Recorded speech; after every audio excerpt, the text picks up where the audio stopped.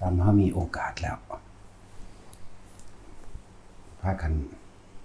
เร่งรีบปฏิบัติเอาทุกอย่างกันอยู่ที่สตินึกถึงความจริงของโลกความจริงของตัวเองความจริงของโลกทุกสิ่งทุกอย่างมีความเกิดมีความดับความจริงของตัวเองมีความเกิดมีความดับความจริงของตัวเองผิดถูกก็ขึ้นอยู่กับตัวเองเหตุอันใดอันนั้นนี่คือความจริงของเองความจริงของโลกแหละเรียกว่า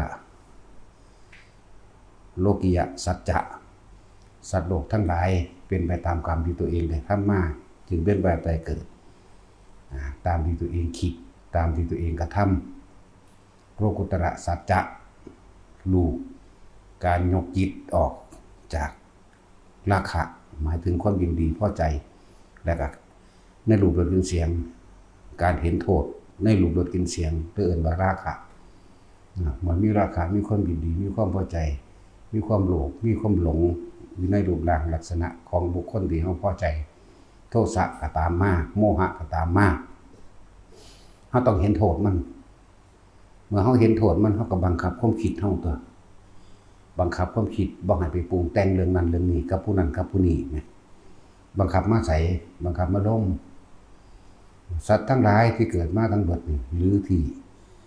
จมอยู่ในมหาเวทีสัตว์นรกทั้งหมดเปรตทั้งหมดเดรัจฉานทั้งหมดทุกตนทุกตัวต้องเข้านิพพานเหมือนกันทั้งหมดเด็กแต่ว่าขึ้นอยู่กับเวลาช้าหรือเร็วช้าเพราะไม่ได้สนใจเขาช้าเพราะสนใจช้าเพราะปฏิบัตินะส่วนผู้เร็วก็คือสนใจ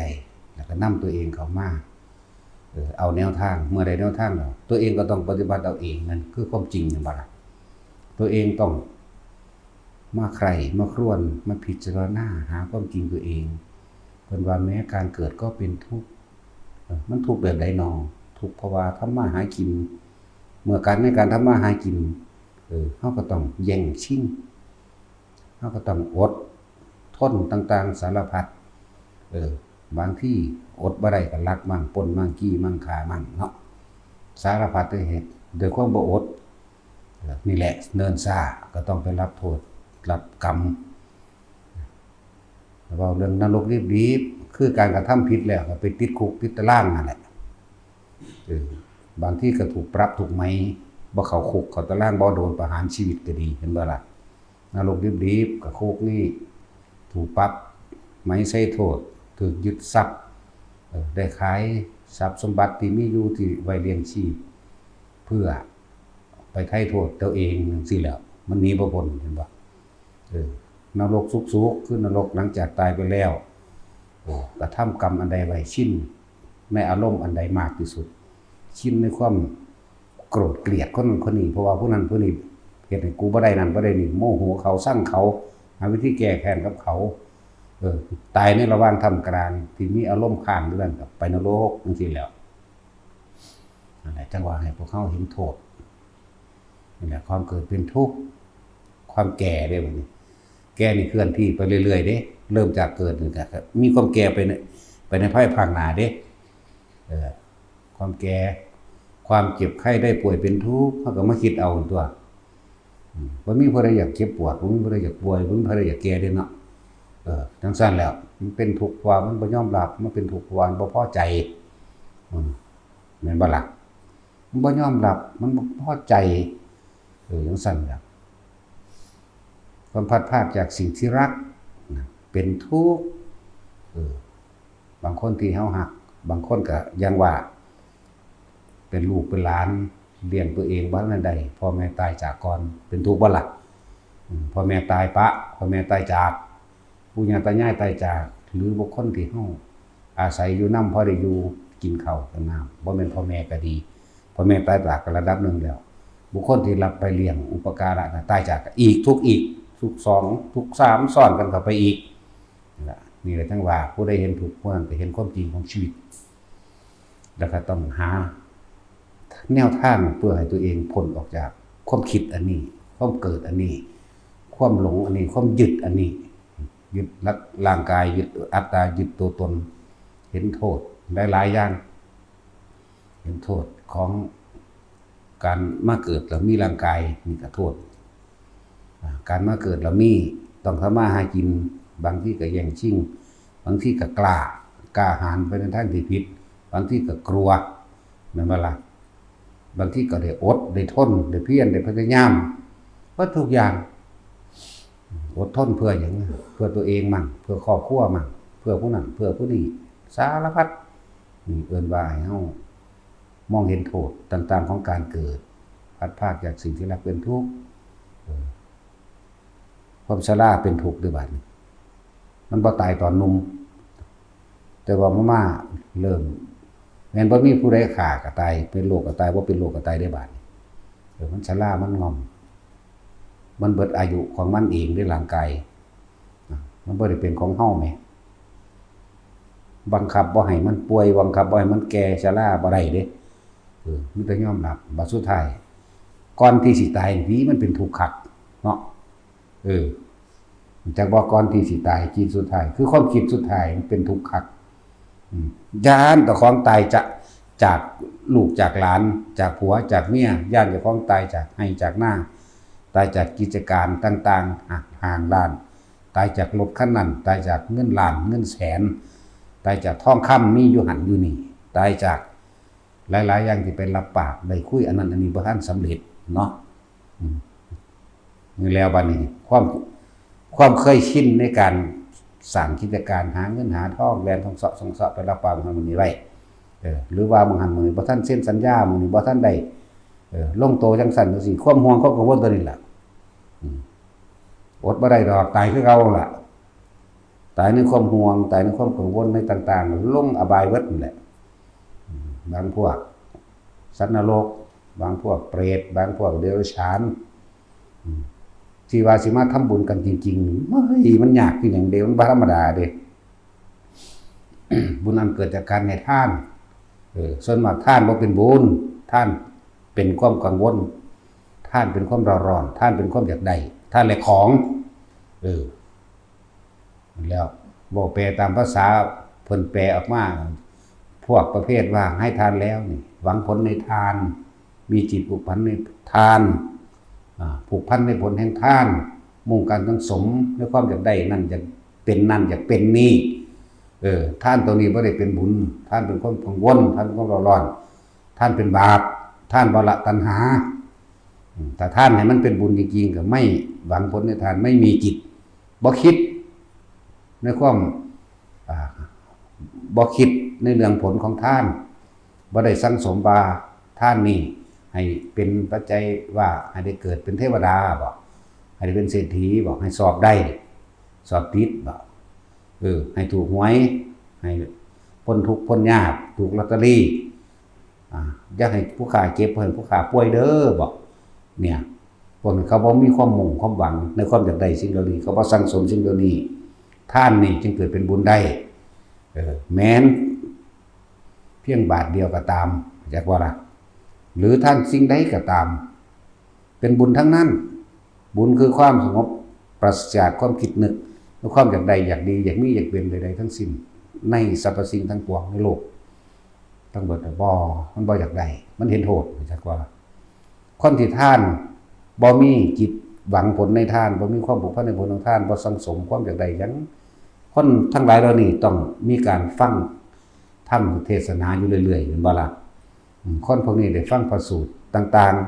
ๆจากพระสงฆ์สาวกจากพระพุทธเจ้าหรือจากการอ่านได้ยินได้ฟังมาทั้งนั้นเลยมันจึงเห็นโทษในความยึดติดนี่จะถามบรรดาศักดิ์ยึดติดนี่อยากให้คนย่องเจ้าของแน่หลายอย่างนั่นแหละติดในความอยากรวยในความมีอิทธิพลต่างๆก็เห็นโทษเด้เขาก็เลยท่านทั้งหลายเหล่านี้เลยท่านเป็นบุญอันเกิดจากการให้ท่านถ้ามันฟังธรรมแล้วมันจะเข้าใจหรอกให้ท่านเกิดเป็นบุญแบบนี้ที่นี่ต่อมากันในเมื่อถ้าฟังตัวนี้เข้าใจแล้วความบ่อยากเบียดเบียนมันก็บ่อยากเบียดเบียนเด้หมายถึงศีลได้บาทนี่ตัวเองรักตัวเองเช่นไรคนอื่นก็รักตัวของเขาเองเหมือนเราเหมือนกันเขาก็เลยบ่มีจิ จิตใจไปเบียดเบียนทำร้ายให้ผู้อื่นผู้ใดผู้หนึ่งตลอดทั้งคนและสัตว์เสียชีวิตและทรัพย์สินนั่นกันก็เป็นศีลของมันเราเองเมื่อเป็นศีลของมันมาแล้วมันก็เกิดกลายเป็นภาวนาตัวเนกขมะอันเองทานศีลเนกขมะการข่มใจธรรมะข่มใจข่มความรู้สึกเก่าๆข่มความคิดบ่ให้มันไปปรุงแต่งในความอยากได้อยากดีหรือบาดหมางอาฆาตโกรธเกลียดคนบนนี้เพราะว่าเห็นโทษนั่นแล้วเพิ่นจึงว่าทานศีลภาวนา แต่คนท่านแบบนี้เป็นแล้วประกอบด้วยการปฏิบัติธรรมไปพร้อมกันอยู่แล้วบัดนี้แล้วก็ที่มีวิธีแนวทางปฏิบัติของไผของมันบัดนี้เนาะบางคนก็ใส่อานาปานสติประกอบทั้งบริกรรมพุทโธบางคนก็อาศัยคำบริกรรมต่างๆแล้วแต่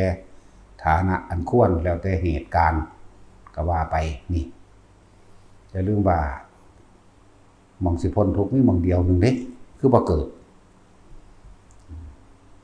แล้วก็ต้องเข้าใจ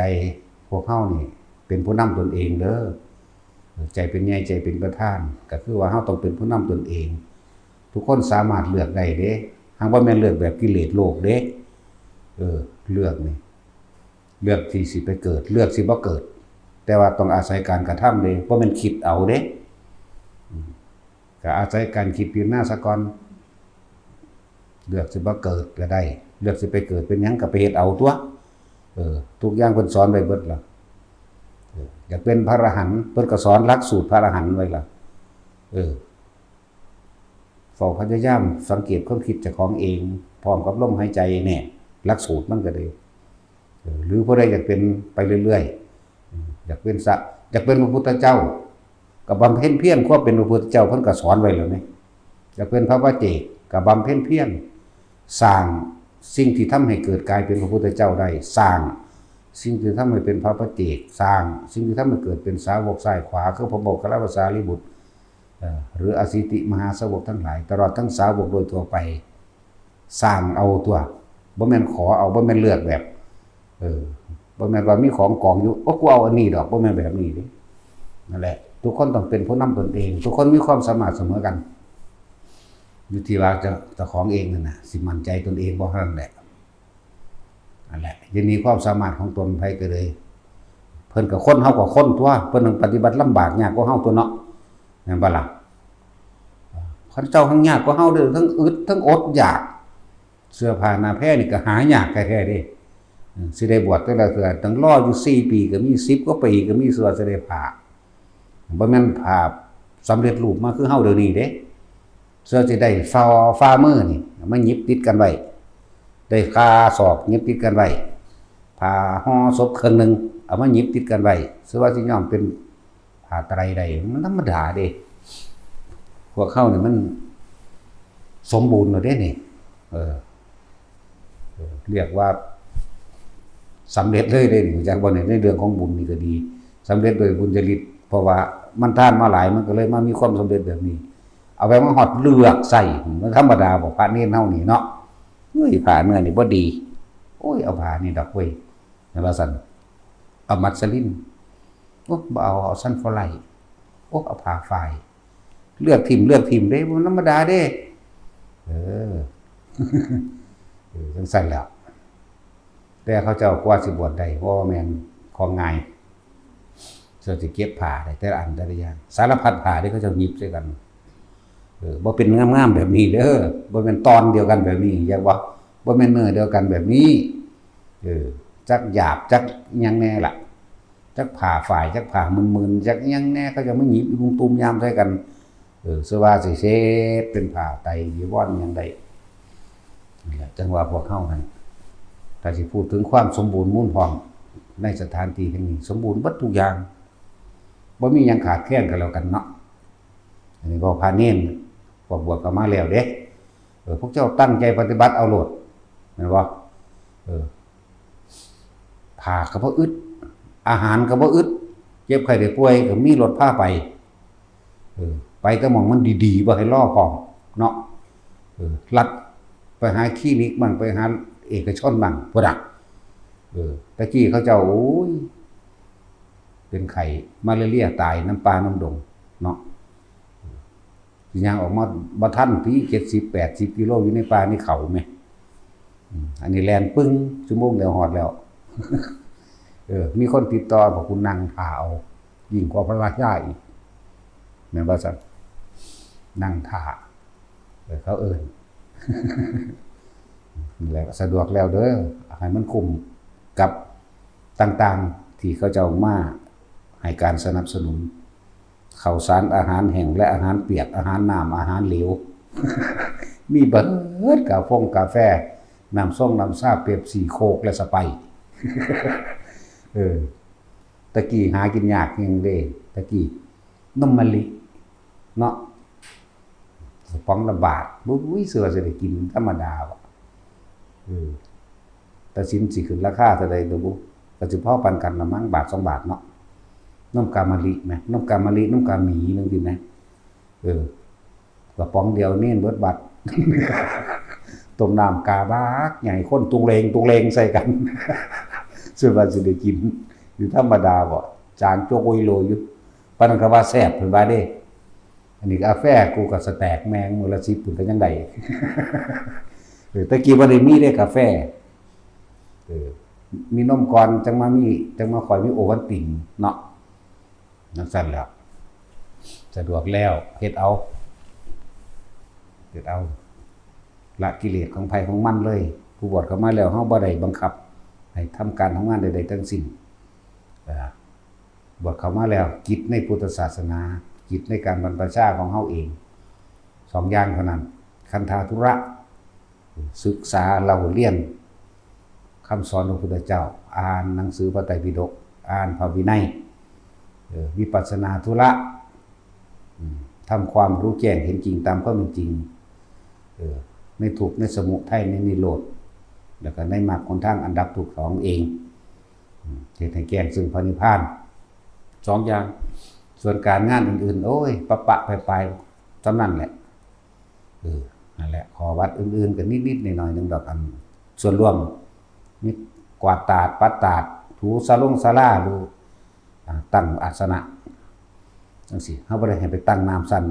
น้ำใส่น้ำอีหยังปานนั้นเด้เอาง่ายๆเลยเด้นี่น้ำขวดเดียวบ่ต้องเอาแก้วมามันยากอีลุงตุงนั่งปากก็มีเทลงโลดเนาะจังซั่นตัวบ่ต้องหาแก้วหาหยังมาล่องมาหลับมากระถุงกะโถนเดี๋ยวก็แก้วไล่นั่นแก้วไล่นี่มีฝาปิดเล่นลวดเล่นไล่ราคาหน่อยราคามากโอ้ยเฮาเห็นเบิ่งๆนั่นกระถงกระโถนฝาบาดไผฝาบาดมันสันแล้วได้มันเศษก็เทลงไปได้หั่นก็เอาไปล้างตัวบัดนี้เนาะนั่นแหละมีพวกภิกษุสามเณรบวชเข้ามาแล้วบ่ได้ให้ไปเฮ็ดเวียกหยังดอกมันก็มีเล็กๆน้อยๆบ่พอสิเมื่อยย้อนดอกเขาละผมว่าเห็นว่าตลอดซ้ำแม่นบ่ล่ะนั่นแหละ ทำนิพพานให้แจ้งในปัจจุบันโลดได้โอกาสแล้วเฮาบ่ได้ไปลำบากทั้งใดไฟน้ำอยู่ในตัวเบิดโลดอีหยังก็เลยห้องน้ำก็อยู่ในห้องนอน ทุกอย่างสะดวกสบายเบิดทุกอย่างแล้วคือให้เต็มที่แล้วเพราะว่าหยังเฮาเคยลำบากมาก่อนเฮาเลยบ่อยากให้ผู้ใดลำบากแล้วสมัยเป็นเณรไปกับหลวงปู่เฒ่าพาไปทุกข์ไปยากคือหยังนี่เด้จักหลวงปู่ใดแน่ล่ะบ่จักชื่อก็บ่ได้จักไผหลวงพ่อเฒ่าหลวงพ่อหนุ่มๆก็มีอยู่หั่งหนุ่ม4-5นี่หนุ่ม50แล้ว หนุ่ม50แล้วตอนเฮาเน้นน้อยเนาะ13 14 15 16 17 18นี่5 ปีกว่าๆตายล่ะเรียนหนังสือพร้อมบ่ได้เป็นจังซี่เด้ยังเอาเด้หังเทื่อก็เลยมันบ่ทันโหลด นั่นแหละหลายอย่างสิว่าสิได้ไปสวดตั้งศพแต่ละเทื่อซองละ5 บาท10 บาทจังหลายครั้งก็ได้10 บาทเนาะเนี่ยอยู่ในหันต้องเท่าใดบ่200 300เรียนเว้ยจะอาศัยความขยันแน่พยายามแน่เป็นพันโลง เป็นพันโลงบ่ได้เสียค่าเทอมเลยค่าเทอมมัน200ต้องอดเอาแน่เลยนั่นแหละ นั่นคือเฮาเห็นความทุกข์ยากของเฮาอันนึงเวลาไปสวดศพจังซี่บางที่เขาจะบ่ไปแท่นเนี่ยไปแล้วเนาะหลายอย่างแต่ก็เวลาออกป่าบัดนี้ย่างเอาล้วนๆเด้อนอกจากว่าเปิดเทอมเด้อเพิ่นจังไปบินเป็นเพิ่นจังเอาเงินมาให้ค่ารถมาจักเอามาทางใดหลวงพ่อหลวงปู่หลวงตามื้อนั้นก็ดีเพิ่นเอามาให้ดอก200 300โอ้มันบ่ได้แพงดอกตะกี้ไปบิณฑบาตเดี๋ยวถ้าเขาเป้าย่างเก่งก็มาเขียบกับกล้วยธรรมดาเด้มาเขียบแต่มันย่ำนั่นแน่นอนกับกล้วยเนี่ยมีหลายอยู่กล้วยอีอองมันนี่พองพวกนั้นแหละมักสีดาแดงมันเลยกินกับข้าวทั้งสั้นตัวบางที่เขาจะกับขั่วหมกบกใส่ถุงห่อใบตองมาเด้บางคนเขาจะกับตำแก้วปลาแดกมาคนมันหิวมาจักบอกถึงลวกสวบตัวเต้หลวงพ่อก็ฟ้ามือใส่กงหูอีกปูว่ามึงสิสแตกแมงไปยังไปแล้วเอาไปมันสุกซะก่อนก็เฮาไปดังไฟอีกไหมเอาเฮาไปดังไฟหมกปิ้งปลาแดกให้อยู่หั่นแล้วธรรมดาบ่อันนี้มีผู้เอามาถวายมีจังว่าอยู่นี่มีเบิดสุแนวหอยแกงแมลงผู้ต้มยำโอ้ไหลบ่ถือมันหลายโพดเนาะจังว่าเฮ็ดเอาโลดฝึกหัดปฏิบัติเอาโลดกาแฟกินแมนมื้อพุละ4 5ซองแต่ละมื้อเนาะกินเราไปนอนบ่แม่นได้ว่าจะไปเดินจงกรมซักๆอยู่เลยเนี่ยลำบากต่อมามีความกล้ามีความนั่นไปผู้เดียวกันสิก็ไปได้บัดนี้บัดเขาสิมองให้พักนั่นน่ะคือเขาเจ้าบ่ได้หัวซ่ากันเด้มาอ่านเบิ่งเฮาเข้าไปเวลาเฮาเข้าไปเจอหมู่บ้านเขาเจ้าก็ถามมาแต่ไสมาแต่วัดนั้นวัดนี้จักมาหยังโอ้มันค่ำแล้วผมจะขออาบมาสงน้ำแน่ขอนอนเนี่ยพูดสิไปเลยเด้สิแบบบ่มีความรับผิดชอบมีความปัดปลายเด้จักว่าสิไปทัวร์เด้แต่ว่าเฮาก็ซื้อสิให้กูนอนกูก็ไปศาลามันห่างมันโยกลงแล้วแต่สังกะสี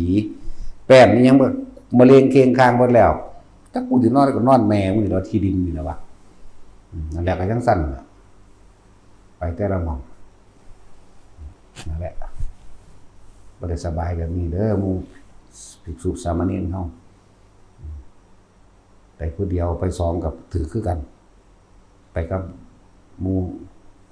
หลวงปู่หลวงตาเพิ่นก็ดีก็ถือเขาก็ว่าแบบเดียวกันนั่นแหละเขาบ่ได้สนใจเ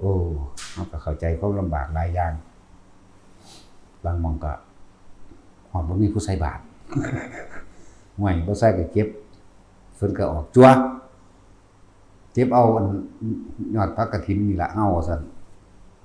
ผักกฐินผักเกษตรทั้งนั้นทั้งบ้านอื่นทั้งนั้นเขาจะเอิ้นแบบนั้นบ่แม่นเกษตรน้ำเขาเอิ้นผักเกษตรคือผักกฐินนั่นแหละเก็บเอามีหยังกินได้ลาวแมงเบิดเครือสมร่มใบสมร่มนำไปเบิดนั่นแหละเอาไปก็ไม่หยังกันแล้วกินเลยบัดถวายเพิ่นแล้วกินนี่ละเฮาซั่นอาหารทิพย์ธรรมดาว่ะหลวงพ่อก็คนบ่มีบารมีเป็นซั่นแหละอาหารทิพย์ว่าซั่นพักเฮากินใบไม้นี่แหละแต่ว่าพระชินเจ้าฮู้จักอาหารทิพย์แล้วบ่บัดใบไม้แต่เดือนเมษาพฤษภาคมคอยไปแน่หน่อยมีหมักโด่งกินหมักโด่งติดแขวเป็นเขิบเบิดมันสิตายไม่กินมันเปลือกมันเด้มันธรรมดาเด้หมักโม่งกินแหละกินแล้วก็บ่ได้เก็บท้องแซ่บหวานเดินได้อาหารอันปลาหิมพานต์ได้เฮาว่าซั่นเอ้ยแต่ว่ากะม่วนนั่นแหละหลายอย่างมันคือพ่อน้องน้ำน้องก็ต้องเอากาไปตากขึ้นมาแล้วก็ใส่ผ้ากองน้ำอีกต้มซะก่อน นั่นแหละจังซั่นแหละทั้งเบิดคือตอนเฮาเป็นเน้นนอุปถากหมู่พระสงฆ์องค์เจ้านี่แหละคืออานิสงส์การอุปถากเข้าใจว่าล่ะบ่แม่นอยู่ซื่อๆเฮาสิมีผู้มาเฮ็ดนำเฮาเลยเด้เฮาเคยเฮ็ดไว้ก่อนเบิดแต่เฮาบ่รู้อานิสงส์มันดอกตอนนั้นเฮาก็มารู้ตอนนี้แหละเข้าใจว่าล่ะนั่นแหละจังว่าฝึกหัดพระเน้นอุปถากหมู่ภิกษุสงฆ์แน่เฮ็ดนำคนเฒ่าคนแก่แน่ตัวอย่าลืมเด้ใกล้คนเฒ่าเฝ้านรกใกล้คนเฒ่าเฝ้าสวรรค์อย่าไปทำความสนิทชิดเชื่ออย่าไปตีสนิทอย่าไปลึงอย่าไปทะลึ่งเข้าใจว่าล่ะอย่าไปโลดมันมีอานิสงส์เองดอกถ้าเป็นเด็กน้อย4 ปี5 ปีประมาณนั้นแหละก็ยังไปยัดไปเกี่ยวหญ้ามาให้เพิ่นเกี่ยวหญ้าตัดไม้ไผ่เอาปอไปแช่น้ำลอกปอตีปอสางหญ้าเอามาให้หลวงปู่เพิ่นตุมุ่งกับไผ่หญ้าเป็นตะพุ่นได้ล่ะเพิ่นสอนให้เอาน้ำมาก็อมเป่าปูดปูดแล้วก็สอดดึงอย่างนั้นแหละฝันเสือกก็เป็นเด้อเสือกปอเด้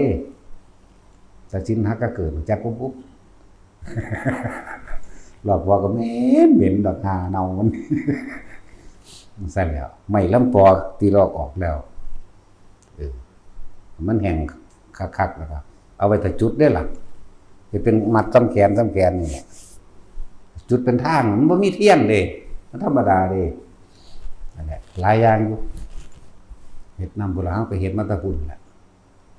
ต่อมาก็มาเฮ็ดน้ำพระทั่วไปนั่นแหละที่แล่นเก็บดอกไม้เดินเก็บดอกไม้มาทุกวันพระเฮาแล่นเก็บดอกไม้เด้บักหลายพุ่นเด้ว่ามันน้อยๆองค์เด้10 กว่าพุ่นเด้เก็บดอกไม้ใส่ขันให้เขาเจ้าย้ายไปตามนั้นยามเช้ายามแลงพร้อมอันนั้นแล้วก็ฝึกหัดให้เฮ็ดที่เฮามีจังซี่ครับเพราะว่าเฮาเฮ็ดนำพระเจ้าก่อนแม่นซื่อๆสิคนมาเฮ็ดนำเด้ล้างบาตรล้างหยังเฮ็ดเป็นเบิดแล้วแหละตั้งแต่กี้มันบ่ได้มีสีสะเพพ่นแบบนี้เด้เผาบาตรเผาบ่เป็นก็แตกเด้สิบอกให้เด้อบาตรเล็กตั้งแต่กี้ถ้าลังเทื่อเฮาบ่รู้จักไปเอาไม้ไผ่อันที่มันนั่นนะระเบิดตู้ผุ่นฟงขึ้นบักไกบอกไม้ไผ่มันแตกเข้าใจว่าล่ะมันแตกปุ้งบ่เด้บาตรก็จะก็ฟ้องไปพุ่นหลายอย่างแบบนั่นแหละจังว่าเคยขอวัดปฏิบัติเฮ็ดกับครูบาอาจารย์ถือว่าครูบาอาจารย์เบิดนั่นแหละแต่เป็นนี่นักกบฏมหานิกายนั่นแหละจักว่าล่ะแต่บ่เรียนนำนักธรรมบาลีบ่เลอเรียนแบงสั้นน่ะบ่จบหยังดอกก็เรียนไปส่วนภาวนาก็มีลึกลับมาเรื่อยๆอยู่ดอกบ่แม่นว่าบ่เฮ็ดหังมึนเด้อ่านเบิ่งอันนั้นอันนี้ก็ศีลจังซั่นก็ศีลจังซี่คือบ่ได้จักหยังดอกก็เฮ็ดไปตามนั้นแหละเฮ็ดไปเฮ็ดมาเอาลึกลับเฮ็ดอยู่ผู้เดียวนั่นแหละให้ก็ว่าล่ะแล้วตอนเรียนก็เฮ็ดอยู่หากว่าแม่นว่าเฮ็ดแบบเหมือนกับปิดเทอมปิดเทอมไปเฮ็ดเต็มที่เลยเด้ต้องเป็นว่าฮอดเวลาเฮาสิปิดเทอมนี่น้อยนักน้อยหนาเด้สิได้กลับบ้านกลับข้าวเดียวหนีโลดมันทั้งนี้พระผู้ใหญ่พระผู้เฒ่าเฮาเอิ้นเอาโลดจัวๆไปเฮาเลยไปโลดได้จังแม่นไปเลยไปกับอุ้มยงอ้อมยามของเพิ่นเฮาแบกเอาโลดเด้บ่ได้ดีปานนี้เด้อันเครื่องบริการต่างๆที่เขาจะออกไปทุดงพาอาบน้ำหยาบๆหยาๆหั้งเทื่อก็กระสอบปานแม่ตะสินกระสอบปานไม่หยิบเอาเด้พายทั้งก็พายเวียงข้างนี้เวียงข้างนี้ตูมนุ่มตูมคงไปธรรมดาบ่แต่เฮาย่างบ่ทันก็ด่าเฮาตัวมึงเห็นแม่ยังอยู่สุดท้ายเด็กน้อยซำนี้แล่นออกหน้าก็ได้ตัวว่าเด้บัดนี้ทั้งเตือกับแกงมันเด้เป็นเศร้าเมื่อยเนาะแล่นไปเลยโอ้ยแล่นไปตายแม่งทั้งนั้นเด้บัดนี้เอาทางว่าแล่นออกนะ บ่เฮ็ดใส่กูหรอกว่าได้บัดนี้ ก็ฮู้จักอยู่ตัวว่าเฮ็ดใส่ว่ะ มาทำแม่ว่าซั่นโอ้แก่มันเฮานี่ว่าเด้ นั่นแหละหลายอย่างที่เฮ็ดมาอุปถากซักผ้าย้อมผ้าโอ้เบิดทุกอย่างนั่นแหละพับผ้าบ่ถือก็ถือได้อีก พับผ้าได้แบบนี้หรอกแต่คืออานิสงส์ที่พวกเขาเฮ็ดมาพวกนี้บ่ทันได้นั่นปานใดดอกนั่นแหละแต่ว่าคือมาเอาหม่องมันสำเร็จโลดก็เลยว่าพวกจะเอายอดมันโลดด้านอาหารเฮาก็ทานมามากแล้วด้านเงินด้านซอยเหลือด้านต่างๆเฮาก็เฮ็ดมาเพื่อไว้เบิดทุกคนแล้วนะพวกเฮานี่มาเอายอดเอาผลมันเลยเหมือนทุกๆคนที่มาจังนี้แหละฝึกหัดปฏิบัติเอาก็คือว่าเอายอดมันเลยแต่แค่ว่าทรงอารมณ์มันเป็นกุศลจับจุดอุณาโลมหรือในลมหายใจนั่นแหละเฮ็ดอยู่แค่นี้จนตายบ่ต้องไปคิดหาอย่างอื่นอีกอยากว่าเฮ็ดอยู่แค่นี้นั่นแหละตั้งแต่กี้เฮาก็มักเห็นนั่นเห็นนี่เบิ่งนั่นเบิ่งนี่ก็ปล่อยอยากรู้ซ้ำแหมพยายามให้รู้ให้ได้ซ้ำแหมนั่นแหละบัดนี้รู้เข้าไปแล้วมันเกิดกลายเป็นหลงเกิดกลายเป็นทางผิดทางบ่ถูกนะก็เลยน้องประสบการณ์ต่างๆมาจนว่าหลวงตาของล่ะลัดขั้นตอนมาจนมาปี45ปี45 46 47ไปเรื่อยน่ะหลวงตาจังมาสอนออกสอนก็สอนบอกเรื่องนึงมันเฮ็ดเรื่องนึงต้องสอนดักเด้เพิ่นเฮ็ดกับเฮาบอกนั่นนี่มันจังสิเฮ็ดแบบนี้เด้ถ้าบอกแบบนี้ตรงๆว่าให้เฮ็ดแบบนี้บ่เฮ็ดเด้มันจะไปเฮ็ดแนวใหม่อย่างนั้นเพิ่นเก่งอีหลีเด้หลวงตาบ่สั่งสิยอมขนาดบ่ผู้ใดมาอ้างครูบาอาจารย์บ่ได้ยอมรับคือจักว่าล่ะยอมรับหลวงตาบ่ยอมทางบ่แม่นว่าบ่เคารพเด้เคารพอยู่มันคนละแบบกันมันก็มีผู้แพ้ตัวผู้หนึ่งตัวเฮาคนเนาะผู้ยอมให้นะอันอื่นก็เคารพอยู่บ่แม่นว่ายอมให้นั่นแหละบอกเรื่องนึงมันเฮ็ดแนวนึงบอกแนวมันสิบ่เฮ็ดนั่นแหละแต่มันเฮ็ดตั้งแต่จุดหมายให้มันเฮ็ดแนวนี้อยากว่าเบิ่งคือจังเวลาเห็นนิมิตนั้นเห็นนิมิตนี้จังซี่แต่เพิ่นก็สอนให้เฮานั่นท้าทายดูถูกให้ไปเฮ็ดบ่มีปัญญาไปจังซี่เด้ถ้าเฮ็ดบ่ได้อย่ามาเหยียบวัดกูอีกไปจังซี่เด้ตายเฮ็ดจังได๋พุ่นน่ะได้เบิดซุแนวว่านี่ว่าสิว่าไว้เอียกว่าซั่น โอ้ยเนาะผู้นึงไปเฮ็ดแทบตายนี่แหละจังว่าถ้ามึงออกจากลมหายใจมึงก็แค่ย้ายที่ทุกข์ว่าซั่นมันยอมเลยมันแม่นของเพิ่นแหมถ้ามึงออกจากลมหายใจมึงก็แค่ย้ายที่ทุกข์เด้อแล้วก็บ่ต้องตามลมอีกให้มันม่วนๆอยู่ในโพรงจมูกอยู่ในหูดังมึงนั่นแหละนี่จะตามลมลงคอลงท้องบ่ต้องฟ้องบ่ต้องยุบบ่ต้องตามออกใดๆจังซี่มึงรู้สึกอยู่นี่เฮาก็มันบ่ได้รู้สึกแต่อยู่นี่เด้ล่ะมันน่วงๆอยู่พี่ก็มีนั่นเพิ่นก็บ่ว่าเด้พอเป็นผลของจิตตั้งมั่นแล้วน่วงอยู่พี่หางเทื่อมันก็ขึ้นมาพี่ได้ความรู้สึกอันนี้หางเทื่อมันก็มาอยู่นี่โล่งๆโปร่งๆเด้เท่านั้นนึงเด้เฮ็ดอยู่ซ้ำนั่นแล้วซั่นนั่นซั่นแหละก็ทั้งเลยบอกว่าพวกเฮามาเอายอดมันโลดเฮ็ดเอาซ้ำนี้น่ะอันอื่นๆเฮาก็บ่เอาตัวเองวัดมาตรฐานดอกแต่ว่าที่รู้ที่เห็นที่เป็นนั่นนี่มากสารพัดในการเห็นสวรรค์เห็นนรกในการถอดกายทิพย์ออกจากกายเนื้อมื้อนี้เฮ็ดมาเบิดแล้วแค่สนุกสนานไปซื่อๆนั่นแหละมโนมยิทธินี่บ่แม่นแบบเฮาจินตนาการเอาซะก่อนแบบหรือในลักษณะจำภาพแบบกสินเด้อันต้นจริงมันนั่นน่ะย่างถอดออกเลยนี่ย่างออกจากเจ้าของก็เหลียวเบิ่งเจ้าของได้ผู้ใดเวลาสิไปทางใดก็แค่อย่าไปหั่นมีจุดหมายว่าไป มันก็ลอยไปโลดเด้นั่นแล้วไปเสู้กับพวกพญานาคเข้าไปสู่บ่ได้ที่หลวงตาได้นำไปเอาเพราะสันสิย่อมสิย่านครับบ่อีพ่อใหญ่อันนี้หยิบข้อจังซี่ละมาเอามาซุบลงไว้ก็บ่บอกกันมือไม่ไปอีกว่างจิตแบบนี้ต้องว่างจิตเป็นอุเบกขาแบบนี้นะมือไม่ไปอีกไปเสือกอีกอันนมงามที่บ่ายนมเขาที่มันงามไปอีกนางมากมันก็บายตัวเนาะคนอยากเอาอยู่ไหมเนาะตัดสินสู่เขาว่าได้อีกเย็บมาอีกธรรมดาวะนั่นแหละท่านเห็นโทษยังดอกแต่ว่ามันเห็นได้ซื่อๆตอนนั้นเรียกว่าผู้ใดทรงชาติเป็นกับอาศัยกสินต่างๆอาศัยฤทธิ์เดชต่างๆแต่กสินซอยแบบนี้แต่กี้เขาน้อมใส่บ่ทันเป็นเด้เพิ่นให้ไปฝึกเพิ่นมันไปฝึกใส่เฮ็ดกับผู้นั้นผู้นี้เด้เพิ่นว่าอุ้ยเฮ็ดจังซั่นจังซี่มันจะเป็นแมงบ่ได้จังซี่เด้ไปฝึกสินแสงสว่าง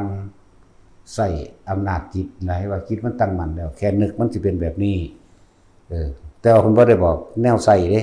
เฮาไปฝึกนั้นเป็นซื่อๆเด้บาดเข้าสู่สถานการณ์จริงจังหูจักแนวใส่เรียกว่าล่ะนั่นแหละกสินดินเป็นแบบนี้บางกายก็ได้พวกกสินน้ำเป็นแบบนี้กสินลมเป็นแบบนี้กสินนี่นั่นแหละไปเฮ็ดแต่เฮ็ดบ่ได้ก็มานี่ก็บ่ให้ขี่รถพร้อมบ่ให้ย่างพร้อมเฮ็ดจังได๋มาซั่นพระจุ้ยขี่เครื่องบินคั่นแล้วไผสิไปวิ่งเครื่องบินอยู่ในป่าหั่นเนาะบ่ให้ย่างมาบ่ให้ขึ้นรถมาอ้าวมันก็บ่มีหม่องลอยน้ำไปได้ล่ะหม่องหั่นเนาะแต่มันมีน้ำก็ลอยไปอยู่นั่นแล้วมันบ่มีห้วยไปจอดวัดเพิ่นเลยเสร็จแล้วเฮ็ดจังได๋ซั่นใส่เฮลิคอปเตอร์มันก็บ่เห็นจักเทื่อไปขี่เครื่องบินแล้วแต่สิยากหยังวะจังซั่นแล้วแต่ว่ามันอยากสร้างสรรค์เนาะอุ้ยเวิร์กเลยเด้บ่ธรรมดาเด้อันนี้เวิร์กออกหมดเลยเป็นอีหยังที่โล่งที่สุดเป็นอีหยังที่บอกบ่ถึงไหมธรรมดาบ่คือมันละความที่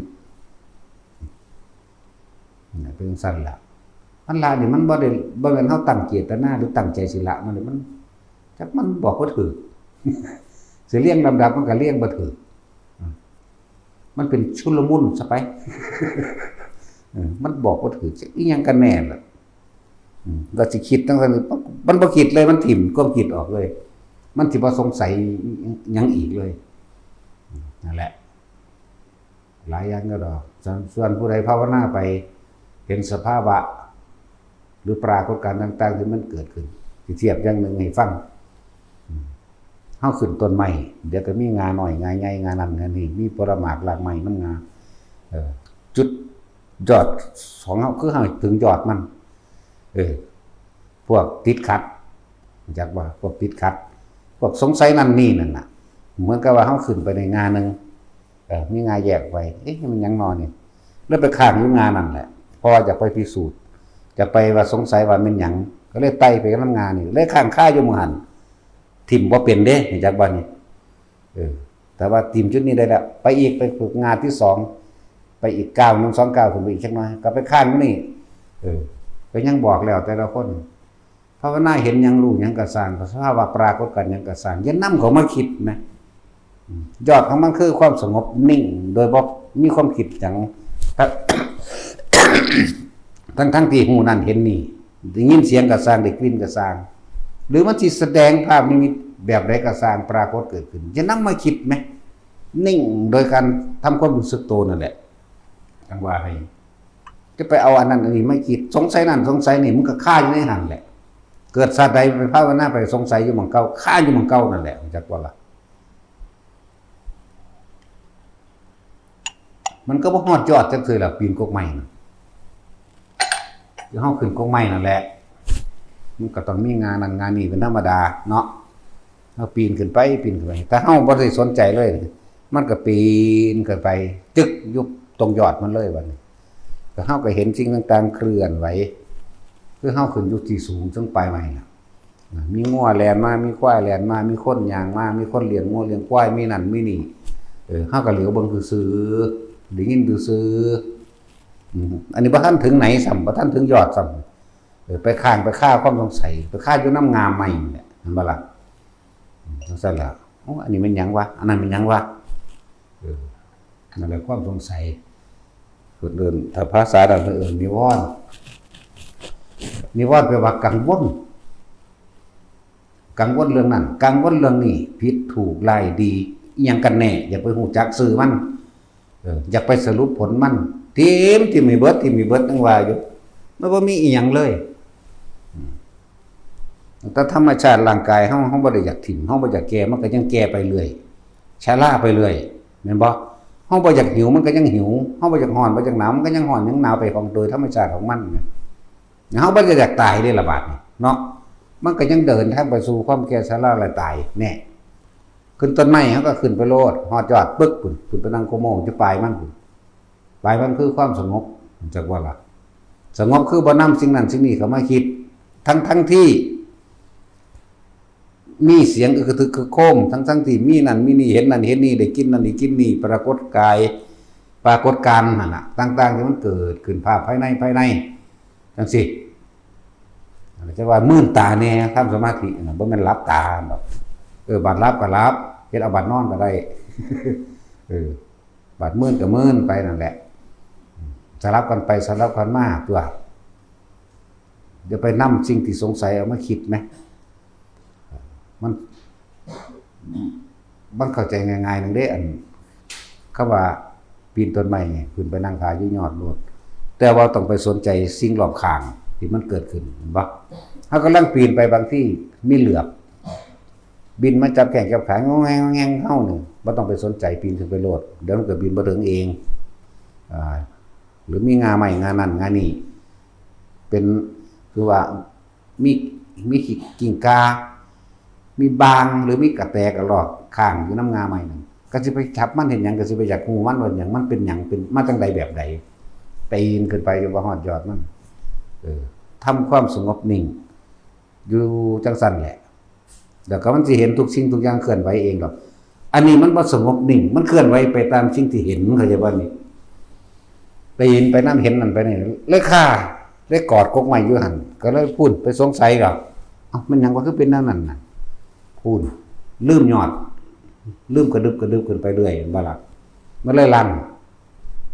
เรื่องนิวรณ์กามฉันทะหรือกามนิวรณ์นั่นแหละมีความสงสัยใครอยากรู้ในรูปในร่างในรูปในรสในกลิ่นในเสียงมันหยังกันแน่วะเห็นบ่ล่ะแล้วสงสัยวิกิกิจฉาบัดนี้บางที่ก็บ่รู้บ่ได้คำตอบหรืออะไรนึงเกิดความเสื่องซึมตัวอุทจักกุกุจักแต่ว่าภาษาบาลีนี่แล้วกูสิบ่มีวาสนากูคือบ่สงบท้อแท้ตัววันอุทจักกุกุจักจังบ่ล่ะเมื่อนั้นก็เกิดปฏิฆะตัวบ่พอใจอันนั้นบ่พอใจอันนี้ตัวบัดเมื่อล่ะแล้วปฏิฆะบ่พอใจนั่นแหละจังว่าอย่าไปสนใจเพราะฉะนั้นว่าเกาะลมไว้ยึดลมไว้เกิดหยังขึ้นก็สร้างบ่เข้าใจว่าเขาว่าเกิดหยังขึ้นก็สร้างมันสิเป็นอีหยังก็ตามอยู่กับลมหายใจนึงอยู่กับความรู้สึกในกายนึงก็จะว่านี่บางคนมันตัวนี้บ่ขึ้นนั่นบ่ขึ้นอยู่กับลมเลยลมเย็นอยู่ในโพรงจมูกบางคนถามว่ามันมาอยู่อุณหภูมิแล้วก็อยู่นี่บางคนมันนวงบนหัวก็อยู่บนหัวบางคนมันมีความรู้สึกอยู่ในกายเย็นอิ่มอยู่ในกายก็อยู่ในระหว่างท่ามกลางอกอยู่จังสี่มันเคลื่อนมาหัวรู้อยู่หัวรู้สึกตัวนี่ละมันเป็นหยังจิตหนึ่งจุดหนึ่งบางคนก็อยู่กลางหน้าผากบางคนก็มันก็เป็นนิ่มเย็นลึกๆเข้าไปตรงกลางระหว่างสมองก็แล้วแต่มันสิแต่ว่าจะออกจากกายถ้าเฮาใช้ความคิดออกจากกายเมื่อไหร่เท่ากับเราย้ายที่ทุกย้ายภพที่เกิดใหม่ทันที เฮาไปสงสัยอันใหม่ที่มันปรากฏการณ์ขึ้นมาครับอุ้ยมันหลายคืออย่างเดียวมาธรรมดาเด้อันซ้ำอันเห็นป๊อบแป๊บๆเข้ารอแค่แลเล็กๆน้อยก็ยังถิ่มยังปล่อยบ่ได้แหมนั่นแล้วมันไปเฮ็ดมาอยู่ผู้เดียวนี่สารพัดเด้ว่าธรรมดาเด้โอ้ถ้าสิเก็บทุกเรื่องเล่าถ้าสิเก็บทุกสีทุกเสียงทุกกลิ่นทุกภาพทุกเรื่องเล่ามาใส่ใจนี่เป็นบ้าเลยล่ะนั่นแหละจังว่าหยุดลมไว้หยุดอุณาโลมไว้ลมกับอุณาโลมไว้แต่อุณาโลมขึ้นหรือความนิ่มนวลบนหัวขึ้นก็อยู่กับมันคือหลวงพ่อเยือนเพิ่นสอนกรรมฐานนั่นเย็นเพิ่นเอาความเย็นเป็นความรู้สึกโตนั้นจุดหนึ่งจุดใดจุดท้องน้อยเจ้านั่นแหละมันเย็นอยู่นี่จะจำความรู้สึกเย็นเด้อว่าน้ำมันไปด้วยท้องร่างกายมันร้อนอยู่แล้วมันบอกมันไปสร้างความเย็นจำความเย็นอยู่หั่นกับเฮาเย็นอยู่นี่กันเดียวกันได้บัดแต่ว่ามันต้องอาศัยน้ำดีเนาะนั่นแหละจุดหมายเดียวกันแม้นว่าคนละวิธีก็จำความรู้สึกเดียวกันนั่นแหละตอนนี้เฮาเอาง่ายๆของเฮาทั้งบ่ได้ใส่อาศัยอุปกรณ์จังบ่เปลืองน้ำจังซั่นล่ะเอาพวกนี้โลดว่าอุณาโลมนี่เป็นเบื้องต้นหรือสิอยู่จนตายเลยก็แล้วแต่ใช่ป่ะล่ะอยู่แค่นี้แหละแม้นทุกสิ่งทุกอย่างก็เคลื่อนไหวไปมาแต่เราก็อยู่ในความรู้สึกในกายของเฮานี่เองกายเวทนาจิตธรรมเวทนาจิตกายแต่ว่าเฮาอยู่ในจุดหนึ่งจิตหนึ่งคือรู้สึกตัวที่เป็นหนึ่งแค่นั้นเองอะไรเฮ็ดไปเถอะหน้าคือจะบอกว่าทุกคนน่ะเอายอดมันเลยกว่าเฮาสิละนิมิตต่างๆกว่าเฮาสิถิ่มต่างๆที่ไปสนใจออกทางนอกไปสนใจเบิ่งนั่นเบิ่งนี่มันบ่ธรรมดาเด้เฮาบ่ได้แม่นคนฉลาดอีหยังเด้ฝึกตัวเองผูกตัวเองใส่กกไม้ไว้ผูกใส่หม่องนั้นผูกทั้งหน้าผูกทั้งหลังเอามื้อนี้มึงเหงาง่วงบ่ล่ะกูต้องมีสติให้รู้อยู่กับลมหายใจกับอุณาโลมเป็นที่คุยกันผูกเจ้าของไว้บ่ให้มันง่วงมันเหงามันก็ยังเผลอไปอยู่นั่นเอาตั้งเอาไว้กูสิบ่นอนเอาหลังแตะพื้นนอนตะแคงนอนอยู่นอนตะแคงมันของแม่นที่ความเคยชินของคนมันชินวู้ไปเห็นนั่นไปเห็นนี่พุ่นสนุกสนานเพลิดเพลินอยู่กับของภายนอกบ่รู้สึกตัวได้ล่ะบ่ซั่นสิว่าฝันว่าหลวงปู่มั่นมาตีเขาก็กบหูพี่ซอดแอวพี่เด้อฝันอีหยังมันก็สิเก็บอีหลีบัดนี้จนว่าได้ลุกปึ้งขึ้นมาเอากระจกน้อยๆแง่งเบิ่งแม่นอีหลีบัดนี้แดงกินคืนอยู่ห้อยพี่เลดเฟซจำนิ้วมือเด้ยาวตะพี่เด้อสุดหูพี่มันก็ว่ามานอนเป็นหมูเป็นหมายังให้เขาสับเขาจังเขาฆ่าตายมันเป็นหมูเป็นหมาจังได๋คนเฮ็ดเก่งกระดอกมันเป็นธรรมดาเด้ต้องฝึกหัดเอาตัวเองพอแห้งเด้ยังว่าแต่ของเก่งอยู่เด้ธรรมดาบ่โอ้ยสิว่าสิเข้าใจตัวนี้ได้มันเป็นหมูเป็นหมาบ่หูเมื่อโตจับคำว่าไม่รู้สึกตัวนี่ก็จะว่าบัดบ่หูเมื่อโตเขาก็ขึ้นเสียงซับเผาหยังเพิ่นสารพัดแต่เพิ่นสิด่าแหลกไปเบิดนั่นแหละบ่ฮู้เมื่อโตบ่รู้สึกโตนะแล้วมาจับบ่รู้สึกโตมันจังได๋น่ะนั่นแหละจังเริ่มบัดนี้กูต้องเฮ็ดแบบมื่นตามื่นตาเฮ็ดไปเฮ็ดมาจังเข้าใจคำว่ารู้สึกตัวทั่วพร้อมอยู่ในจิตหนึ่งจุดหนึ่งความรู้สึกที่เป็นหนึ่งตั้งอยู่ในความที่เป็นหนึ่งมันแม้นทั้งหลายเหล่านั้นสิเกิดขึ้นปรากฏการณ์ต่างๆที่เคยเกิดเหมือนเดิมแต่ว่าเฮาบ่ออกไปมวลน้ำเขาบ่ออกไปพิจารณาน้ำเขาบ่ออกไปเป็นผู้แสดงน้ำเขาแม่บ่ไปเป็นตัวเป็นตนน้ำเขาแม่มันก็เห็นได้ว่าเห็นอยู่จังซั่นแหละแต่ว่าในความรู้สึกตัวตะกี้มันมีอารมณ์ความรู้สึกพอใจบ่พอใจน้ำเขาเด้น้ำภาพปรากฏการณ์ต่างๆที่มันเกิดขึ้นนั่นแหละบัดนี้โอ้โหว่าอันนี้มันเป็นอันนี้มันก็ว่าอันนี้เป็นกูในชาตินั้นแต่ว่ารู้สึกตัวอยู่พี่จักว่าแต่ว่ามันฮู้อยู่ว่าเป็นเจ้าของเป็นเรื่องเป็นราวไป เกิดตัวนี้ตายจากชาตินี้ไปเกิดไปชาตินี้ไปเกิดนี่แต่ว่าต้องมีความรู้สึกตัวตะกี้มันไหลไปนำบักนี่มันฆ่ากูสูญมึงเด้มันบ่รู้สึกตัวเข้าใจบ่นี่บางสั่นว่าชาตินี้กูได้ฆ่ามึงสะใจดีใจอย่างว่าชาตินี้กูมีอำนาจกูเฮ็ดแบบนี้กูเฮ็ดแบบนั้น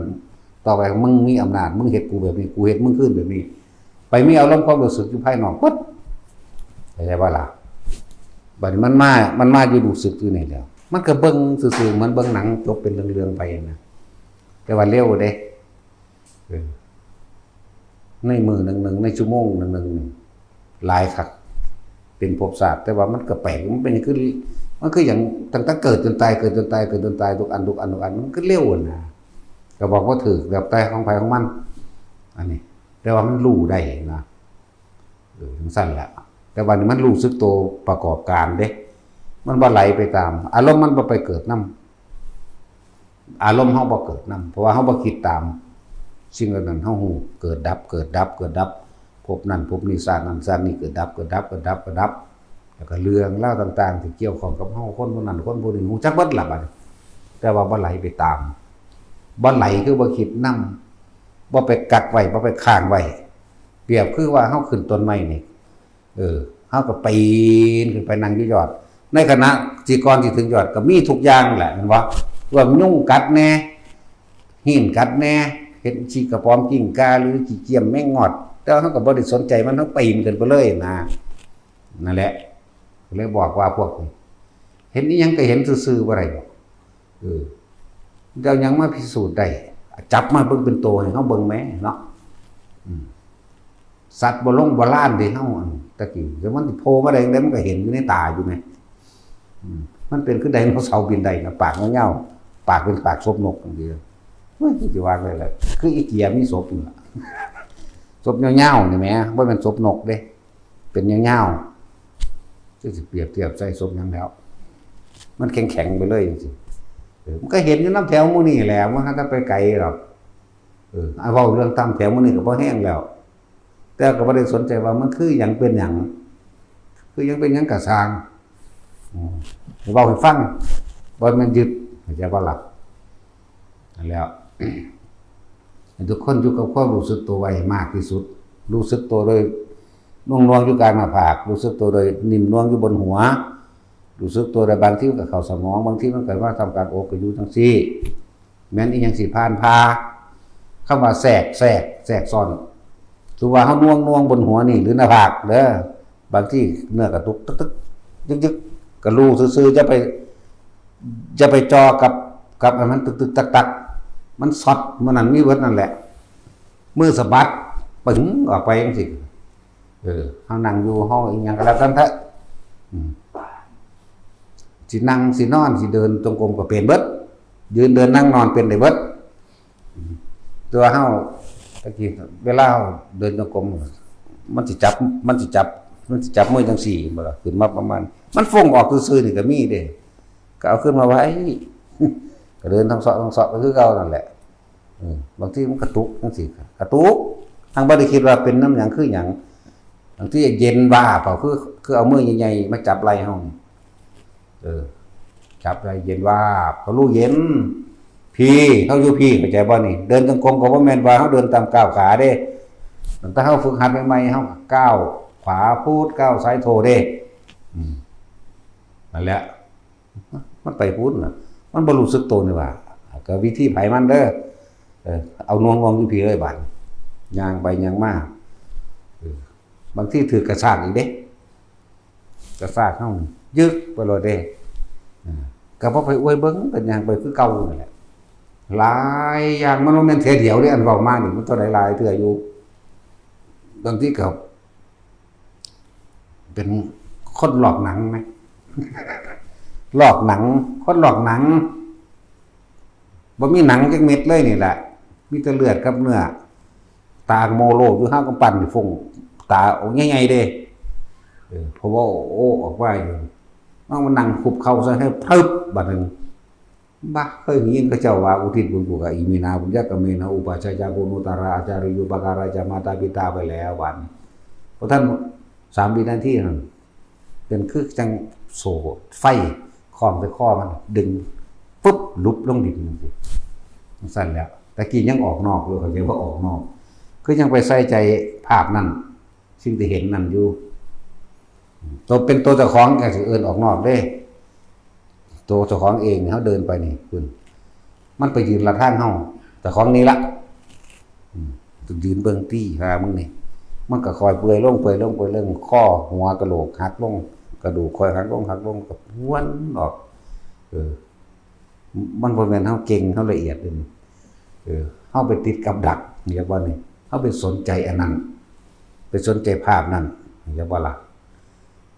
ความจริงคือเฮารู้สึกตัวอยู่นี่คือนั่นคือกระสานกูพามันไปเลยเรียกว่านั่นแหละอันนี้เว้าแนวทางให้ที่ผ่านมาให้เว้าที่ผ่านมาให้ฟังเพื่อผู้ใดจะเจอเหตุการณ์แบบนั้นก็บ่แม่นว่าสิคือกันเด้หัวอี้ก็แตกแขนงเอาต่อยอดเอาเองนั่นเลยเว้ยก็จะไปคือกันกับเฮาได้จังได๋บ่ล่ะถ้าจะคือก็ไปแม่ไปอยู่ผู้เดียวจัก5 ปีเด้อ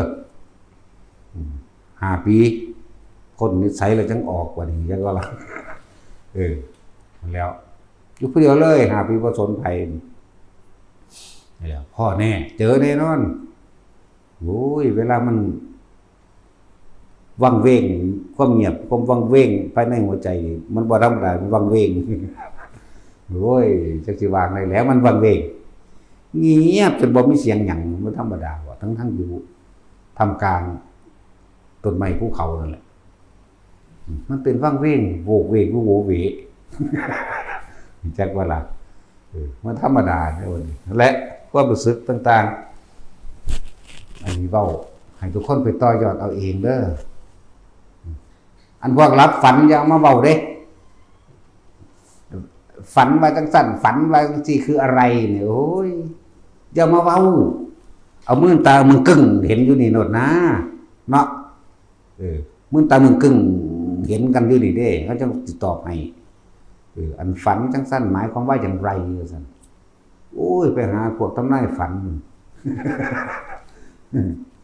บ่ได้ตอบให้เด้ภาษาของไร้สาระแบบนั้นมันนอนหลับมันกินหลายมันฝันทั่วอยากหยังจังเฮาบ่ค่อยฝันมั้ยมีแต่เอาอีหลีเป็นอีหลีโลดบ่ฝันนั่นแหล้วพวกสิมาถามฝันอย่ามาไร้สาระเด้ของเฮาถิ่มเบิดแต่บ่ฝันเฮาก็ยังถิ่มเบิดอยู่สิไปใส่ใจหยังกับสิ่งทั้งหลายเราไปเกาะไปติดไปข้ามไปฆ่าหยังอยู่กับจุดนั้นเปรียบเทียบคือขึ้นต้นไม้นั่นแหละไปฆ่าอยู่งามนั่นงามนี่บ่ตัดสินก็ฆ่าอยู่งามขาแล้วเนาะตัดสินทั้งแต่ไปฆ่าอยู่อัน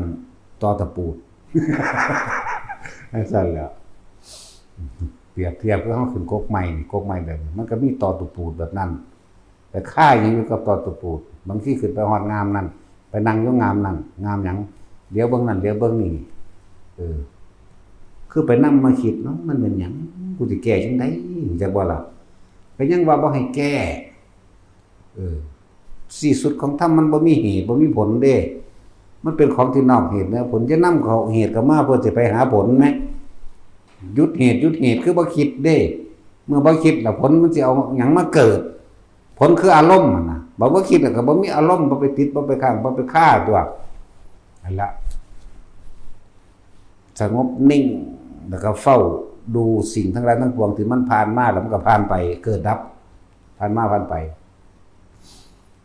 บ่ได้เห็นว่านิมิตต่างๆหรือเรื่องราวต่างๆที่มันเกิดมันแซ่อยู่จังซั่นนี่ล่ะนั่นบ่ล่ะแต่พวกเจ้าไปแซ่มันเองคือนอนตื่นขึ้นมายังไปเอาความฝันมาคิดถึงหลึงอยู่เนาะเอาความฝันว่าจังซั่นฝันว่าจังซี่ขนาดจำก็บ่ได้ปานใดเด้นั่นจังซั่นจังซี่อยู่หั่นคือว่าถิ่มมันเห็นบ่ล่ะเพิ่นนำมันมาเฮ็ดหยังแต่เฮาจึงฝึกให้ทุกคนเข้าว่ารู้สึกตัวทั่วพร้อมให้มันรู้สึกอยู่ตลอดเวลาแม้กระทั่งนอนหลับนั่นแหละฝึกไปซะก่อนเฮ็ดไปเถอะนอนหลับมันรู้จังได๋มันสิฮู้ดอกถ้าผู้ฝึกถ้าผู้บ่ฝึกมันบ่รู้เด้ภาษาคิดเอาเนาะคิดเอามันก็คือเอาความฝันมาคิดมื้อนี่แหละเนาะเกิดยังขึ้นก็สร้างอย่านำมาคิดนะ มันบ่เข้าใจคำว่าปัจจุบันบ่ตรงนี้ปัจจุบันคือลมหายใจนี่เรื่องราวต่างๆเฮาก็อยู่ในปัจจุบันที่เฮาทำงานนี่แต่ลึกเข้ามาในปัจจุบันเข้าไปอีกคือความรู้สึกตัวนี้ทำงานก็รู้ทำงานความคิดก็อยู่ในวงแคบๆของการทำงานนี่เข้าใจบ่ล่ะความคิดก็อยู่ในวงแคบๆของตาเห็นหูได้ยินนี่ในการคิดเรื่องนั้นเรื่องนี้ในการทำงานแต่ว่าที่ลึกเข้ามาอีกคือความรู้สึกตัวอยู่พี่เข้าใจบ่ล่ะความรู้สึกตัวอยู่นี่ก็นี่เอิ้นว่าปัจจุบันเป็นผู้มีสติรู้สึกตัวในปัจจุบันทั้งที่ทำงานอยู่พวกล้างถ้วยล้างจานอยู่จังซี่พี่ความรู้สึกอยู่พี่อันตกสังขารขันธ์ของมันก็หูจักเองดอกว่าสะอาดหรือบ่สะอาด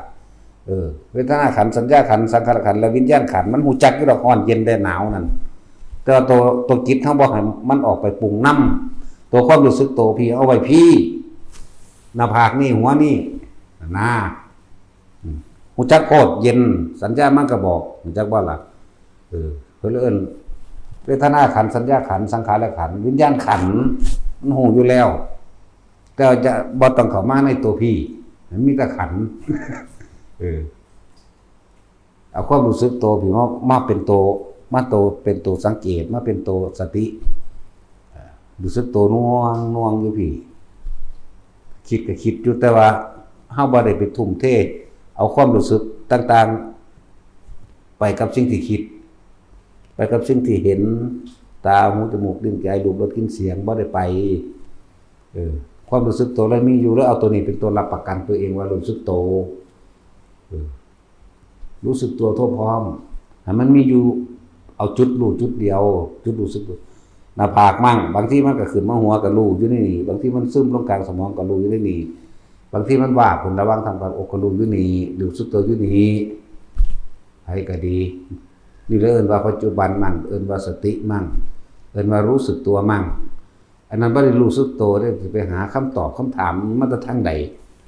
ก็ไปเกิดกับสิ่งตัวเองถามหาที่บ่ได้คำตอบเพราะมันสงสัยเห็นบ่ล่ะทิ่มปึ๊บแต่ร่างกายเฮาแท้ๆนี่ก็ต้องทิ่มอยู่แล้วภาษาหยังกับเหลือบเนาะเอิ้นว่าเหลือบก็ได้เอิ้นว่าหิบหมาก็ได้เนาะเหลือบหิบหมาหรือฝุ่นที่มันเกาะแข้งเกาะขาคือว่าต้องไปสนใจมันตัว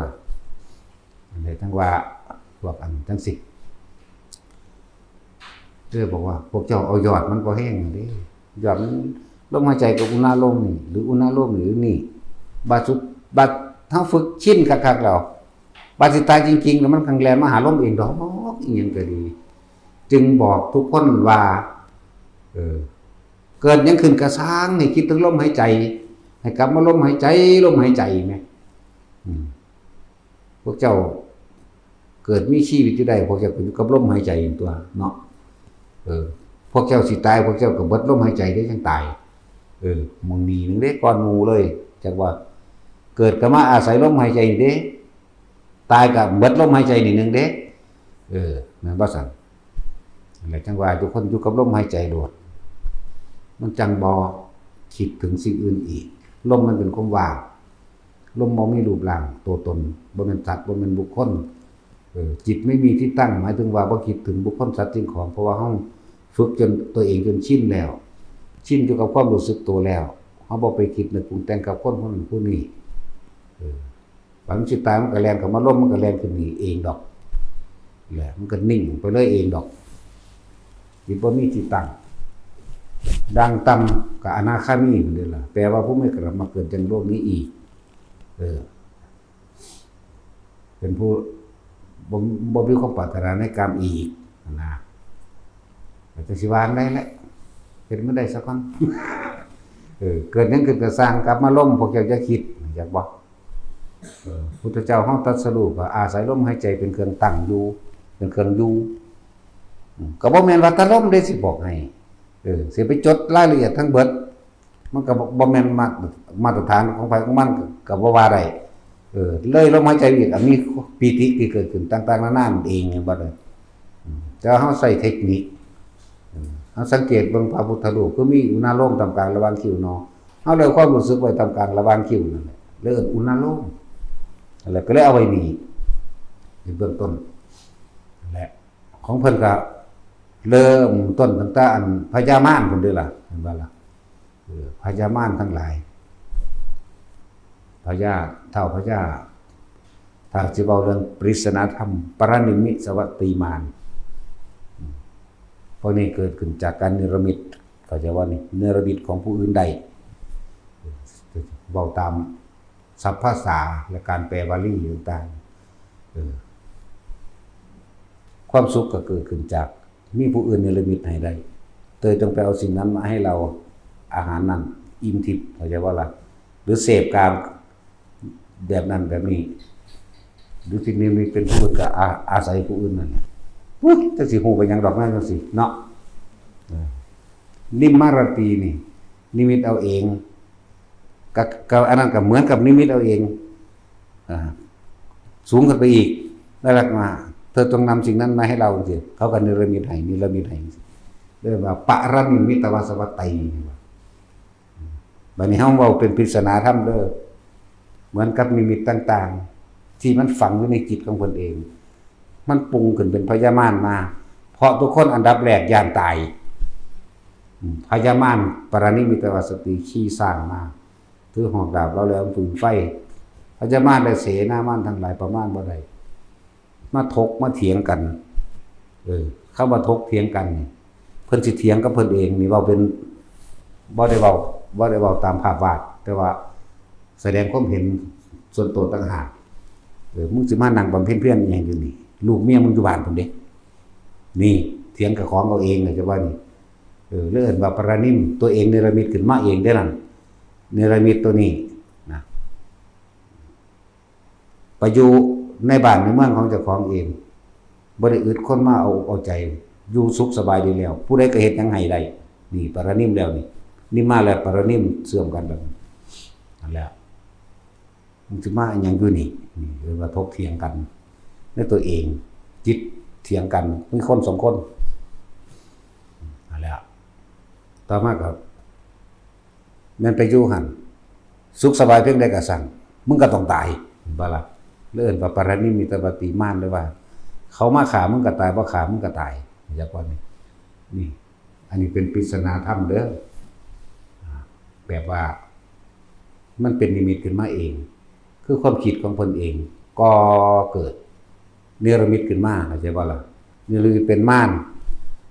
ก็เลยคนเฮามันย่างตายก็เลยต้องถกเถียงกับความตายว่าจิตเพิ่นตั้งมั่นดีแล้วก็เลยถกเถียงกับความตายถ้ามีคนมาฆ่ามึงสินั่งอยู่ให้เขาฆ่าว่าเอ้าฆ่าก็ตายว่าฆ่าก็ตายตัวจักบ่ล่ะเพิ่นก็ตัดอัตตาตัวตนตัวนั้นออกไปได้เลยเกิดเป็นภาพพญามารยิ่งหอกดาบแล้วรัตนูมาความตายนี่ผ่านแล้วบ่ย้านแล้วอยากว่าล่ะนั่นแล้ว เมื่อผ่านความตายต่อมาก็เกิดการระลึกชาติได้นั่นเครื่องเกาะเกี่ยวได้ก็ใจบ่ได้ปุเพนิวาสานุสติญาณระลึกชาติแต่หนหลังได้ก็จะว่าละบาดนี่มันกับเฮาระลึกไปเห็นเพิ่นนั้นเพิ่นก็ไปติดแล้วก็นำหากันได้บ่ล่ะอันดับต้นแรกเพิ่นผ่านความตายได้แล้วสละความตายได้แล้วในนิมมาและปรนิมเกิดจากจิตของเพิ่นเองปรุงแต่งขึ้นเอาเองแต่สุดท้ายแล้วละมันออกได้แล้วอย่างว่านี้ต่อมาก็มาระลึกชาติได้คิดถึงอดีตชาติจังซั่นสิไหลไปสิหาหม่องมันสุดตั้งแต่เริ่มต้นเกิดหาบ่ได้หยุดขึ้นมาอยู่ในปัจจุบันนั่นบ่ล่ะจังซั่นตัวบัดนี้เมื่อหยุดในปัจจุบันแล้วก็มาระลึกถึงบุคคลผู้อื่นบัดนี้เรียกว่าจุตูปปาตญาณคิดถึงสัตว์นั้นคนนั้นเกิดตายแบบนั้นเป็นไปแบบนั้นโอ้ตัวเฮาก็เองก็เกิดตายแบบนั้นเหมือนกันนี่จุตูปปาตญาณสุดท้ายแล้วก็ภวตัณหาและอุปาทานเนาะก็เลยเอิ้นว่าปฏิจจสมุปบาทนั่นแหละบัดนี้จะมาไล่ปฏิจจสมุปบาทมั้ยว่าเกิดจากตัณหาและอุปาทานเพราะความบ่รู้เนาะนี่เพิ่นจังดูว่าเพิ่นถึงอวิชชาแล้วเพิ่นก็หักข้านอวิชชาด้วยเขาของมันเองจังว่านายช่างผู้สร้างเรือนเนี่ยเราได้รู้ท่านแล้วเห็นบ่ล่ะก็คือตัวจิตตัวเดียวเนี่ยนายช่างผู้สร้างเรือนเราได้รู้ท่านแล้วบัดนี้เราจะไม่คิดนึกปรุงแต่งอีกนี่เลยเอาด้วยความรู้สึกตัวของตนเอง เมื่อว่าคิดนึกปรุงแต่งอีกในความอยากได้อย่างดีอย่างมีเป็นได้ทั้งสิ้น